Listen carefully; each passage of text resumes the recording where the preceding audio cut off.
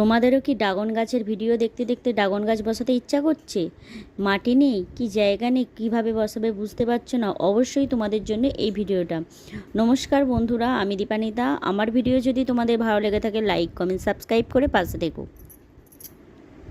চলো ভিডিওটা দেখতে থাকো।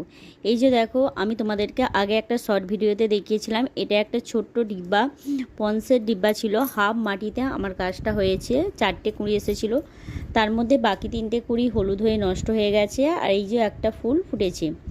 তো এটা যেহেতু ফুল ফুটে গেছে, আমি পরাগায়নও করে দিয়েছি, অবশ্যই ফল ধরবে। আর ফলটা যখন আমি তুলবো অবশ্যই তোমাদেরকে দেখাবো।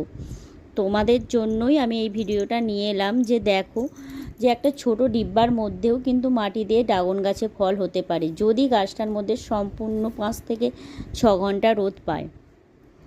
তো তোমাদেরকে বলবো, তোমাদের যদি জায়গা না থাকে, জানালায় একটু জায়গা থাকে কি ব্যালকনি থাকে, সেখানে যদি তোমার 5 থেকে 6 ঘন্টা রোদ আসে, অবশ্যই তোমরা কিন্তু এরকম একটা ডিব্বার মধ্যে, যে পন্সের ডিব্বাতেই বসাতে হবে এমন কোনো কথা নেই, যেগুলো লজেন্সের ডিব্বা হয় তার মধ্যে হাফ কেটে, আমার এই ডিব্বাটা হাফ মাটি দেওয়া আছে, তোমরা অবশ্যই শখের জন্য একটা গাছ বসাতেই পারো।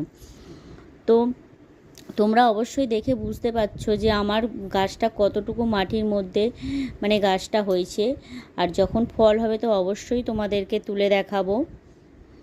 আর শুধু এই ফুলটা কিন্তু আজকে আমার ছাদ বাগানে ফোটেনি, তো আরও বাকি গাছেও ফুটেছে। আজকে ফের আমার ছাদ বাগানে 10টা ফুল ফুটেছে। তো আমি বলবো, তোমরা যারা এখনও ভাবছো যে একটা গাছ বসাতে চাইছো কিন্তু জায়গা নেই, তোমরা অবশ্যই এরকম একটা ছোট ডিব্বার মধ্যে অল্প মাটির মধ্যে ড্রাগন গাছ বসাতেই পারো। এই গাছের কিন্তু জল খুব একটা লাগে না, যেটার প্রয়োজন হয় সেটা হলো রোদ্দুর। 5 থেকে 6 ঘন্টা যেন রোদ পায়। আর এর তো খাবার জৈব খাবার, তো খুব সুন্দর, তোমরা অবশ্যই বসাতে পারো। আর 1 বছরের মধ্যে ফলও পেয়ে যাবে। এই দেখো আমার বাকি গাছগুলো।